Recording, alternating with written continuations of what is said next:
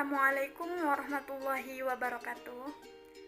Halo teman-teman, saya Siti Atiyah dengan NIM 211240029 dari kelas PGMI 3A akan mempersembahkan video pembelajaran dengan tema desain kurikulum yang di dalamnya terdapat pengertian desain kurikulum, macam-macam desain kurikulum, sifat-sifat desain kurikulum, dan strategi pengembangan desain kurikulum.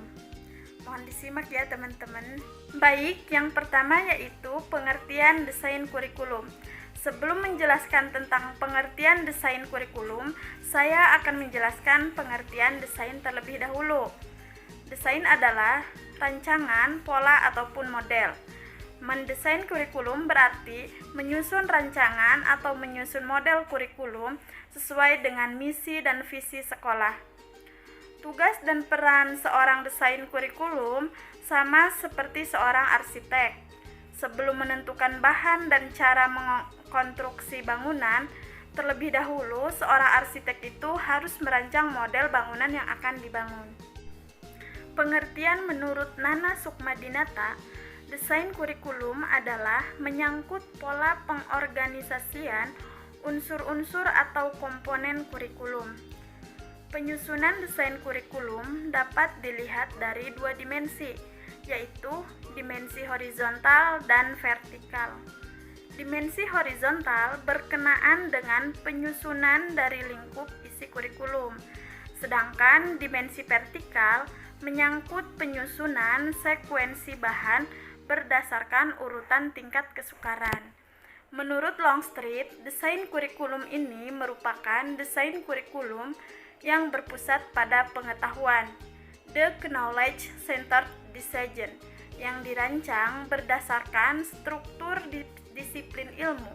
Oleh karena itu, model desain ini dinamakan juga model kurikulum subjek akademis yang penekanannya diarahkan untuk pengembangan intelektual siswa. Desain kurikulum merupakan suatu pengorganisasian tujuan, isi, serta proses belajar yang akan diikuti siswa pada berbagai tahap perkembangan pendidikan.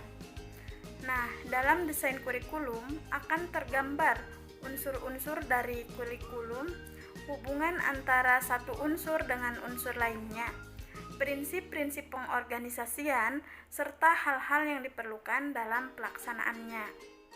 Jadi, dapat disimpulkan bahwa desain kurikulum dapat didefinisikan sebagai susunan unsur-unsur kurikulum yang terdiri atas tujuan, isi, pengalaman belajar, dan evaluasi. Yang selanjutnya yaitu macam desain kurikulum. Yang pertama yaitu subject-centered design atau desain yang berpusat pada mata pelajaran.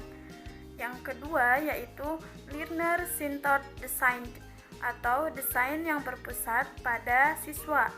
Yang ketiga yaitu problem-centered design atau desain yang berpusat pada permasalahan.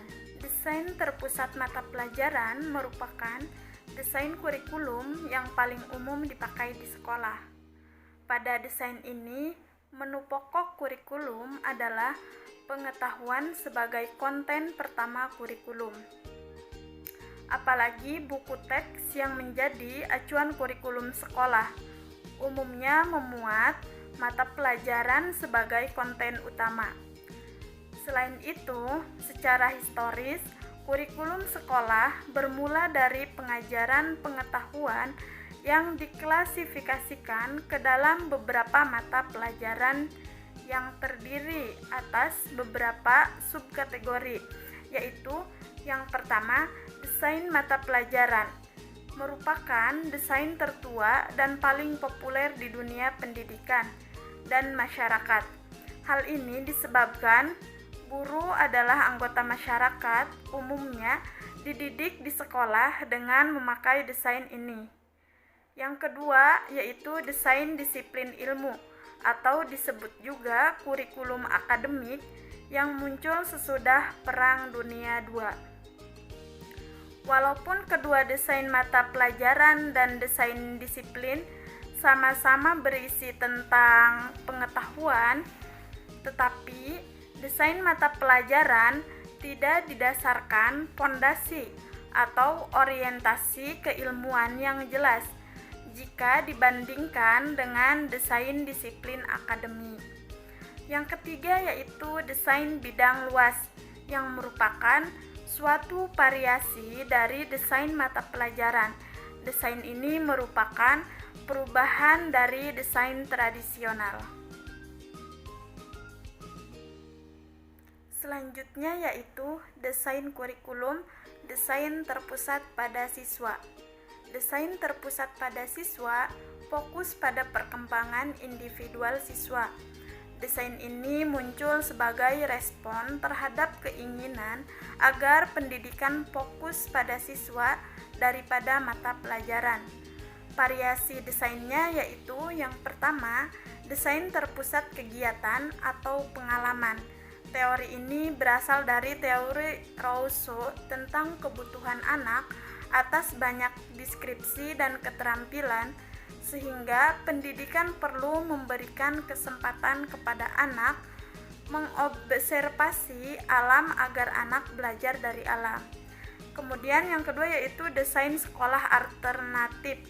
Pada desain ini muncul pada permulaan abad ke-20 yang memicu para reformer pendidikan melakukan perubahan radikal terhadap sekolah tradisional. Yang ketiga yaitu desain humanistik. Desain ini muncul akibat reaksi atas tekanan yang berlebihan pada kurikulum berbasis disiplin ilmu. Desain humanistik ini didasarkan pada psikologi humanistik dan konsep. Yang selanjutnya yaitu jenis desain terpusat masalah. Desain terpusat masalah, the problem-centered design, fokus pada pemecahan masalah kehidupan, individu, dan sosial. Karena cakupan masalah kehidupan sangat luas, desain ini terdiri atas berbagai tema, seperti situasi kehidupan yang selalu muncul, masalah sosial kehidupan umum, masalah kehidupan pemuda, masalah etnis, dan masalah rekonstruksi sosial. Tekanan desain ini dibatasi pada 3 desain berikut ini. Yang pertama yaitu desain situasi kehidupan. Desain ini diajukan Florence Startemeyer et al. Yang menyampaikan bahwa siswa bisa memperoleh pembelajaran yang lebih bermakna jika yang dipelajarinya itu mirip dengan masalah di masyarakat. Yang kedua yaitu desain inti. Kurikulum inti didesain untuk menyediakan pendidikan umum bagi semua siswa terkait masalah kehidupan manusia pada umumnya. Kekuatan desain ini berkaitan dengan konten yang bertumpu pada pengalaman nyata siswa sendiri, bukan konten yang bermuatan pengalaman atau keinginan siswa. Yang ketiga yaitu desain masalah sosial dan rekonstruksi. Beberapa pendidik percaya kurikulum bisa membantu perbaikan kehidupan sosial masyarakat untuk mencapai kehidupan masa depan yang adil. Desain ini berpikir bahwa kurikulum harus membantu siswa menyesuaikan diri dengan masyarakat. Sifat-sifat desain kurikulum. Yang pertama yaitu strategis, yaitu karena merupakan instrumen yang sangat penting untuk mencapai tujuan pendidikan nasional. Yang kedua yaitu komprehensif, yaitu yang mencakup keseluruhan aspek-aspek kehidupan dan penghidupan masyarakat. Yang ketiga yaitu integratif, yang mengintegrasikan rencana yang luas, mencakup pengembangan dimensi kualitas dan kuantitas. Yang keempat yaitu realistik, yang berdasarkan kebutuhan nyata peserta didik dan kebutuhan masyarakat. Yang kelima yaitu humanistik, yang menitikberatkan pada pengembangan sumber daya manusia, baik kuantitatif maupun kualitatif. Yang keenam yaitu futuralistik, yang mengacu ke depan dalam merencanakan masyarakat yang maju. Kemudian yang ketujuh yaitu merupakan bagian integral yang mendukung manajemen pendidikan secara sistematik. Yang kedelapan yaitu perencanaan kurikulum mengacu pada pengembangan kompetensi sesuai dengan standar nasional. Selanjutnya yang kesembilan yaitu berdiversifikasi untuk melayani keragaman peserta didik. Nah, yang terakhir yaitu bersifat desentralistik karena dikembangkan oleh daerah sesuai dengan kondisi dan potensi daerah. Strategi pengembangan desain kurikulum. Yang pertama yaitu merumuskan tujuan pembelajaran atau instruksional objektif. Yang kedua yaitu menyeleksi pengalaman-pengalaman belajar atau selection of learning experience. Yang ketiga yaitu mengorganisasikan pengalaman-pengalaman belajar atau organization of learning experience. Dan yang terakhir yaitu mengevaluasi atau evaluating. Baik, mungkin itu saja yang dapat saya sampaikan mengenai pengertian desain kurikulum, macam-macam desain kurikulum, sifat-sifat desain kurikulum, dan strategi pengembangan desain kurikulum. Kurang dan lebihnya saya mohon maaf karena di sini saya juga masih dalam tahap belajar. Sekian, terima kasih banyak.